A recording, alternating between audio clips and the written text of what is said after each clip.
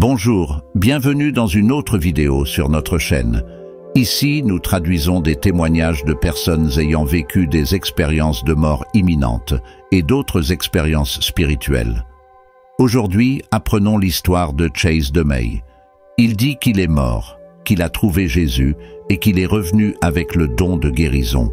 Si vous n'êtes pas encore abonné à la chaîne, abonnez-vous maintenant, laissez un commentaire avec votre nom et votre ville. Maintenant, écoutons le témoignage de Chase. Je m'appelle Chase DeMay et j'ai grandi à Orlando, en Floride. Dès ma naissance, j'ai été adopté par mes grands-parents.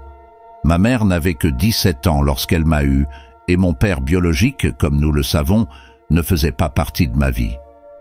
Heureusement, mes grands-parents avaient déjà adopté d'autres enfants, alors j'ai fini par avoir 2 sœurs coréennes, un frère coréen et un frère noir.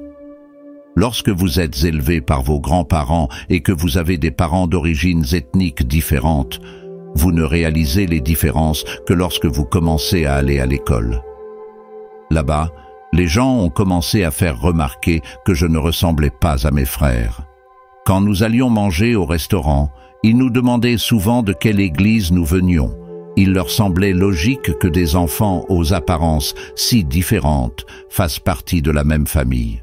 Nous nous entassions dans un bus de voyageurs tropical, si vous vous en souvenez, et nous avons eu une enfance merveilleuse.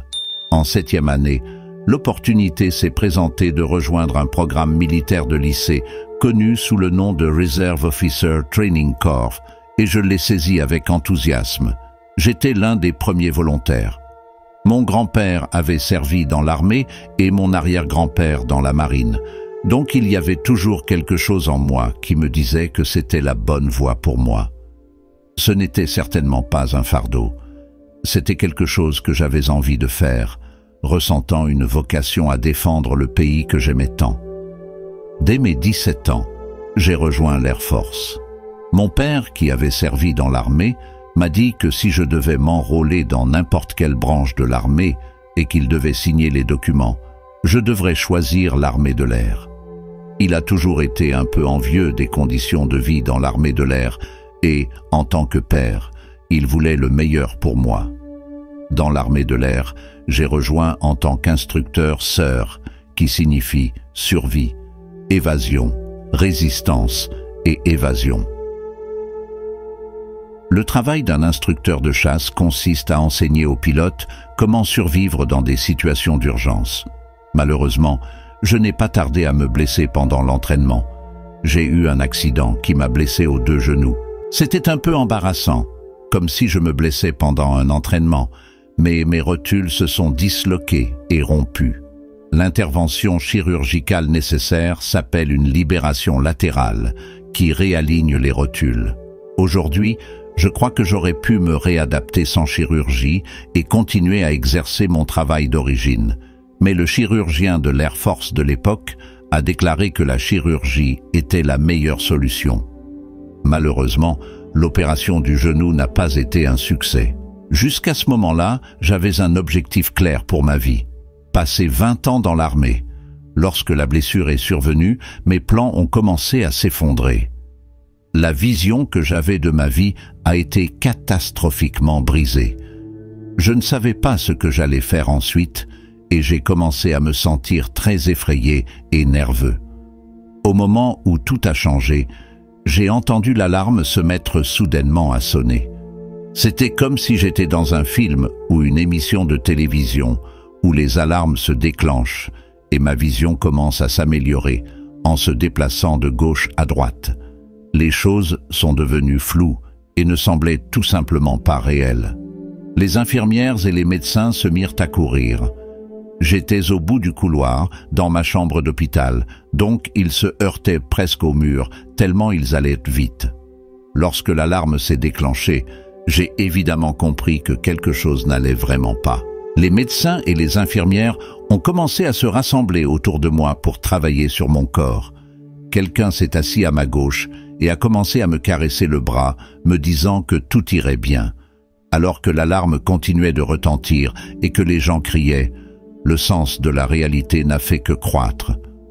Vous pouvez entendre la nervosité dans leur voix. J'étais pleinement conscient qu'il savait que quelque chose n'allait pas. Puis, la voix à ma gauche a dit « Tu vas l'inhaler, ça va monter dans ton bras. Ce sera très douloureux, mais tout ira bien. » La douleur qui a commencé à se manifester dans mon bras peut être décrite comme une solution miracle, comme une énorme balle. C'était comme quelque chose de 50 et une fois plus gros dans cette veine.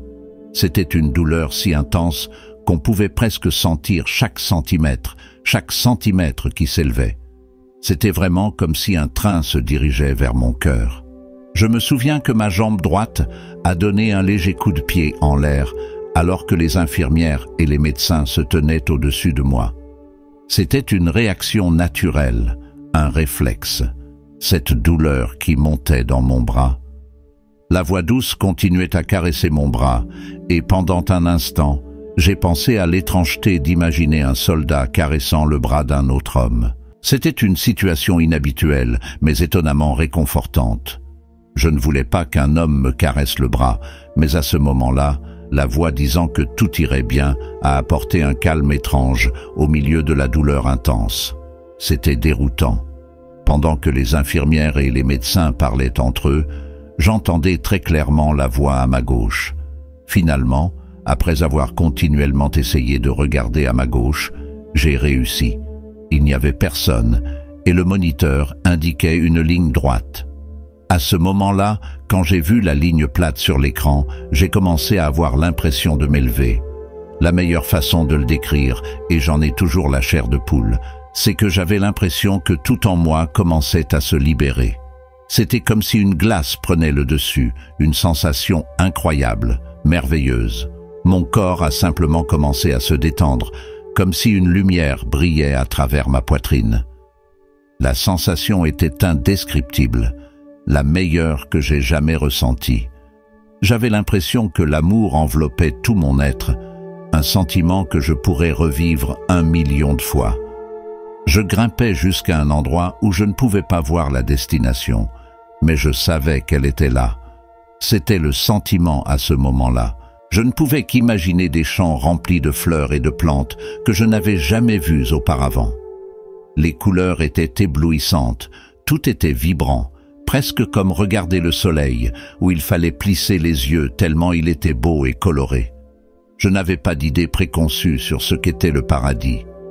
J'ai grandi en aimant Elvis, et j'imaginais qu'il m'attendrait, et que ce serait un endroit calme et paisible dans les nuages. Cependant, le ciel que j'ai expérimenté était beaucoup plus vivant et réel. Il n'y avait aucune sensation de flottement, mais le corps était léger, comme s'il n'y avait aucune gravité. Le jardin et les feuilles étaient incroyablement réels. Les plantes et les fleurs étaient si vives avec des couleurs qui n'existent pas ici. Je peux dire qu'ils étaient violets, rouges et bleus, mais cela ne rend pas justice à leur beauté.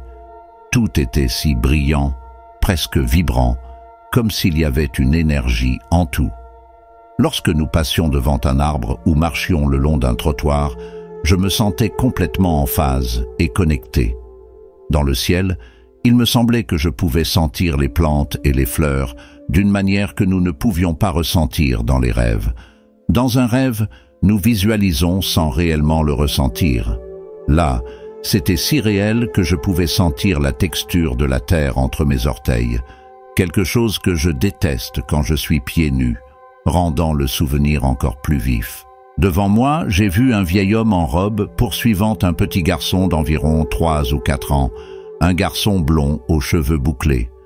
Le garçon courut devant, regardant en arrière avec malice. J'ai regardé cette belle interaction, presque comme un père et son fils, voyant le petit garçon si heureux et profitant simplement de sa vie. Quand je me suis approché, j'ai doucement baissé les yeux et j'ai dit « Oh mon Dieu, c'est moi !» J'avais oublié que j'avais les cheveux blonds bouclés et que j'étais si heureuse, riant et souriant constamment quand j'étais enfant. En grandissant, peu importe ce qui se passait autour de moi, j'ai toujours été une enfant heureuse. Je pense que j'avais oublié ça.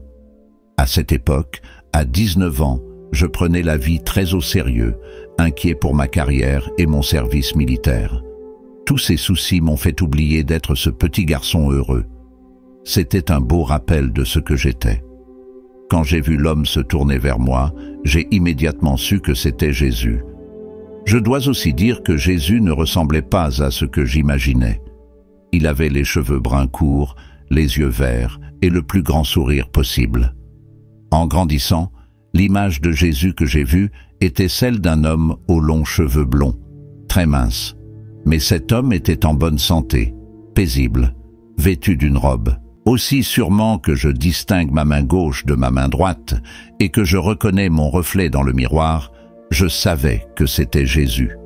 À ce moment-là, Jésus s'est tourné vers moi et m'a montré que ma vie devait être consacrée à répandre la lumière, l'amour et le rire. C'était presque comme un rappel que j'avais toujours connu les joies de la vie, mais que j'avais oubliées. Il m'a rappelé de trouver des raisons de sourire tout le temps. À cette époque dans l'Air Force, je pensais vraiment que ma vie était finie. Tout ce pourquoi je m'entraînais, espérais et prévoyais semblait perdu.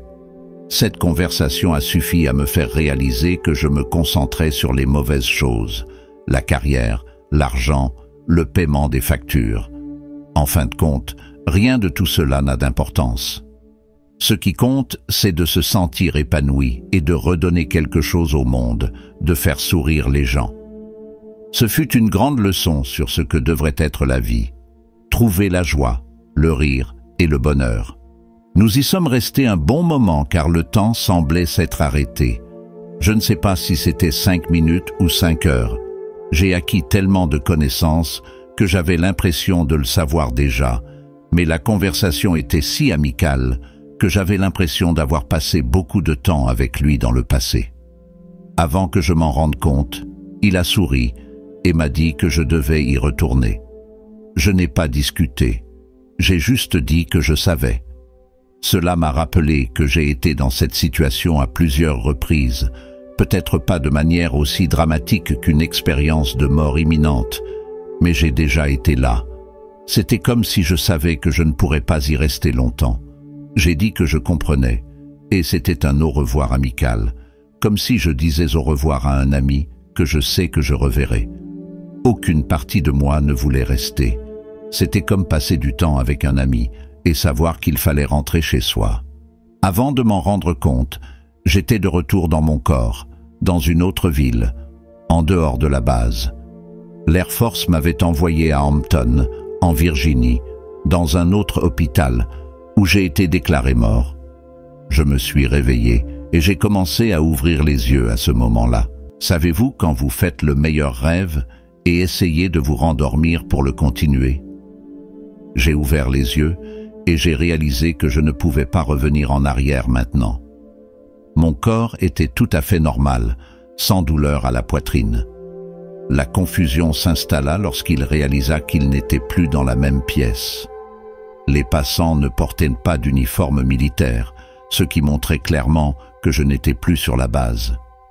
Bientôt, une infirmière est arrivée et m'a dit « Bonjour », l'air épuisé. Elle est allée voir un médecin et est revenue rapidement. Le médecin a dit qu'il ne savait pas quoi dire, mais qu'il me renverrait dans l'armée de l'air et qu'il déciderait quoi faire de moi. C'est alors que j'ai eu la chance d'appeler un ami. Je lui ai dit que je venais de mourir. Et je lui ai demandé s'il pouvait venir me chercher à l'hôpital. Il a immédiatement dit oui, et nous avons fait ce que n'importe qui ferait quand il revient d'entre les morts. Nous sommes allés à Chick-fil-A parce que j'étais affamé. Je pense que la mort m'a donné très faim. Nous sommes allés à Chick-fil-A et j'ai dit que je voulais quitter la ville pendant quelques jours. J'étais vraiment confus et je ne voulais pas retourner dans le même dortoir où j'étais auparavant. Lors de notre voyage à Washington, D.C., nous avons passé quelques jours à explorer la ville. Pendant ce temps, j'ai visité tous les monuments et pris plusieurs photos.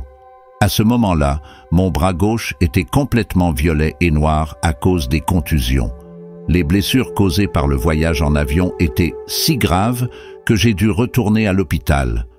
Le bleu sur mon bras était encore assez grave et j'avais envie d'une réponse. Je voulais comprendre pourquoi j'avais vécu cette expérience de mort imminente. Je suis retourné à l'hôpital où ils ont documenté ce qui était arrivé à mon bras. Ils ont enregistré un paragraphe disant que le patient avait souffert d'une embolie gazeuse qui se produit lorsque l'air atteint le cœur. Il semble que l'infirmière ait accidentellement laissé entrer de l'air dans la veine par l'intraveineuse, l'un des principaux vaisseaux sanguins, ce qui a failli me détruire. Cependant, les médecins et les infirmières n'étaient pas non plus en mesure de comprendre pleinement ce qui s'était passé. Je ne sais pas combien de personnes ont survécu à un arrêt cardiaque, donc il n'y a jamais eu de conversation honnête sur ce qui s'est réellement passé, et j'étais toujours en vie. À partir de ce moment-là, je ne me sentais pas à l'aise de raconter cette histoire aux gens, car elle me paraissait surréaliste. J'avais peur que les gens pensent que j'étais fou, et c'était une véritable préoccupation, car je ne connaissais pas le terme « expérience de mort imminente ». Rien dans ce monde n'avait de sens pour moi, et je pensais que les autres pourraient penser que j'étais fou. C'est pourquoi je n'ai raconté cette histoire qu'à des personnes très proches, car je ne savais pas comment gérer cette nouvelle expérience. Le 8 juillet 2008, quelques mois plus tard, j'étais complètement à la retraite de l'armée. Une semaine après cette date, ma vie a radicalement changé. J'ai décidé que je ferais tout ce qui m'intéresserait ou me semblerait amusant. J'ai rejoint un club de breakdance dans une université locale où je ne suis même pas allé. J'ai fait du stand-up pendant un certain temps.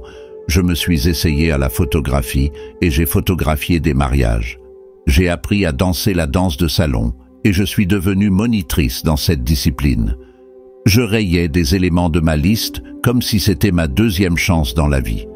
J'ai participé à des concours de célébrités.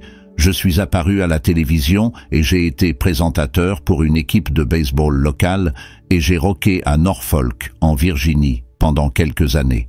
Je voulais tellement faire des choses qui me rendaient heureuse et répandaient de la joie, des rires et de l'amour, comme on m'avait dit de continuer à partager. Cependant, il est arrivé un moment où j'ai pensé qu'il était temps de mûrir, de trouver un vrai travail. J'ai trouvé un emploi dans une station de radio, quelque chose d'assez corporatif, et je l'ai fait pendant quelques années. C'était gratifiant de pouvoir payer les factures et d'avoir une belle maison. Mais j'ai commencé à me sentir coupable. J'avais l'impression de devenir égoïste parce que je ne partageais pas mes rires et ne créais pas de souvenirs pour les autres, alors que je passais mon temps assis dans un bureau. J'ai participé à une retraite avec une organisation d'anciens combattants où nous avons passé 5 jours à faire du yoga et de la méditation. Ils ont parlé de l'importance de se concentrer sur la santé mentale et de trouver la paix intérieure. Je n'avais jamais médité ni pratiqué le yoga auparavant, surtout en présence d'autres vétérans masculins. Nous avons peut-être tous roulé des yeux au début, mais à la fin des 5 jours, j'avais l'impression d'être plus heureux que je ne l'avais jamais été de ma vie. Alors, je suis rentré chez moi et ma femme, quand elle m'a vu, a dit que j'avais l'air d'une nouvelle personne. Ce vendredi après-midi, ma femme a dit que je ressemblais à une personne différente. Elle a mentionné que j'étais très détendu, quelque chose que je n'avais pas vu depuis longtemps, surtout à l'époque où je me concentrais sur mon travail en entreprise en tant que cadre sérieux. Elle a dit que j'avais changé et que je semblais extrêmement contente de moi. À ce moment-là, j'ai recommencé à me demander quel était mon but et pourquoi j'étais ici. Vraiment, j'ai commencé à me souvenir de mon expérience de mort imminente. En un jour ou deux, j'ai commencé à avoir l'impression que mon corps avait complètement changé et je suis devenue beaucoup plus consciente de mon environnement. Je crois qu'en pratiquant simplement la méditation, le yoga et les exercices de respiration, mon esprit s'est tellement détendu que j'ai pu observer le monde extérieur et mieux comprendre comment je pouvais aider. J'ai commencé à réaliser que j'avais des dons qui n'étaient peut-être pas aussi courants que je le pensais. J'ai commencé à ressentir intensément les émotions de tout le monde autour de moi. Mon intuition s'est renforcée et j'étais très consciente de la souffrance des autres personnes autour de moi, même de parfaits inconnus. Au moment où j'ai ressenti ce besoin d'aider tout le monde autour de moi, j'ai réalisé que je devais guérir chacun de sa souffrance et essayer de leur apporter toutes sortes d'énergies positives que je pouvais. J'avais l'impression que s'ils étaient tristes et autour de moi, c'était mon travail de les aider. Non seulement j'ai vécu cela, mais j'ai vraiment commencé à comprendre et à accepter que c'était la nouvelle réalité de certaines des choses que j'étais en mesure d'offrir au monde. Cette nouvelle perspective m'a fait comprendre que j'avais la responsabilité d'utiliser mes compétences pour apporter soulagement et bonheur à ceux qui souffraient. En adoptant cette mission, j'ai réalisé que mon objectif était bien plus profond que le simple fait de jouer un rôle dans l'environnement de l'entreprise. J'étais destiné à toucher la vie des gens de manière positive et, en utilisant ma nouvelle conscience et mon empathie, à créer un réel impact sur le monde qui m'entoure. Ma grand-mère a été admise à l'hôpital et quand je l'ai découvert, j'ai commencé à prier avec ferveur et à faire ce que je savais. J'ai senti quelque chose au fond de ma poitrine où je pouvais tendre la main et prier pour un peu moins de douleur. Je savais que je ne pouvais pas guérir complètement tout le monde, mais je priais simplement pour qu'elle ressente un peu moins de douleur et de souffrance. Avant de m'en rendre compte, j'ai commencé à ressentir des picotements dans mes paumes. J'ai baissé les yeux et j'ai vu que j'avais des marques très visibles sur les 2 paumes. Immédiatement, j'ai réalisé que cela me faisait un peu peur. Je l'ai montré à ma femme et j'ai pris une photo des marques car je sentais que je devais le documenter et peut-être le montrer à quelqu'un en qui j'avais confiance. Quand je l'ai montré à certaines personnes, ils m'ont dit que je devais arrêter, que soulager la douleur des autres n'était pas de ma responsabilité. Je leur ai dit « Ok, ok ». Mais dans mon esprit, je pensais que c'était juste une réaction allergique, quelque chose qui arrivait à mon corps, comme une éruption cutanée sur mon avant-bras. Cependant, ces marques n'apparaissaient que lorsque j'essayais réellement d'aider quelqu'un autour de moi.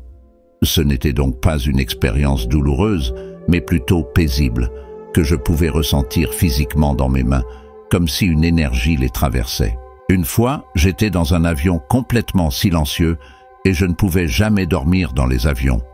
Soudain, j'ai senti une présence qui a immédiatement touché ma poitrine et j'ai pensé « Oh, c'est encore Jésus ». Nous avons eu un échange au cours duquel il a dit que j'étais sur la bonne voie, mais que je devais prendre soin de moi. Si je manquais d'énergie, je ne pourrais aider personne. Il a dit que je devais permettre aux gens de vivre leurs propres expériences humaines, que je ne pouvais pas enlever toute la douleur à tout le monde, parce que certaines personnes devaient vivre cela. Ce fut une leçon profonde et difficile pour moi. C'était un rappel que je ne peux pas essayer de guérir tous ceux qui, à mon avis, souffrent, car cela me ferait aussi souffrir. J'ai encore besoin de laisser les gens découvrir ce monde humain, et ce n'est pas mon travail d'intervenir constamment dans leur vie. C'est devenu très clair lorsque j'ai eu l'opportunité de guérir des gens, et c'est quelque chose de récent ces derniers mois. Maintenant, j'essaie de comprendre comment utiliser mes dons sans interférer dans la vie des gens. C'est difficile de vivre ce que je vis et de ne pas en revenir différent. Rire et sourire sont des choses faciles et gratuites, comme respirer correctement. Nous pouvons respirer, prier, méditer et rire gratuitement. Nous pouvons trouver de la joie dans tout. Nous vivons dans un monde qui semble de plus en plus séparé. Je passe devant l'arrêt de bus où j'ai grandi et j'ai d'excellents souvenirs de rire et de jeux avant l'école. Aujourd'hui, les enfants sont tous séparés sur leur téléphone et c'est difficile à voir. Sourire, rire et être avec les gens sont, à mon avis, le meilleur remède. Je crois que nous sommes tous ici pour remplir un objectif très spécifique et que l'objectif de chacun n'a pas besoin d'être grandiose. Nous avons tous des objectifs et des personnalités différents, comme une empreinte digitale unique. Pour moi, il est important d'apprendre et d'évoluer continuellement. Quand nous étions enfants, nous absorbions tout en pensant que tout était merveilleux, sans les restrictions et le stress des adultes.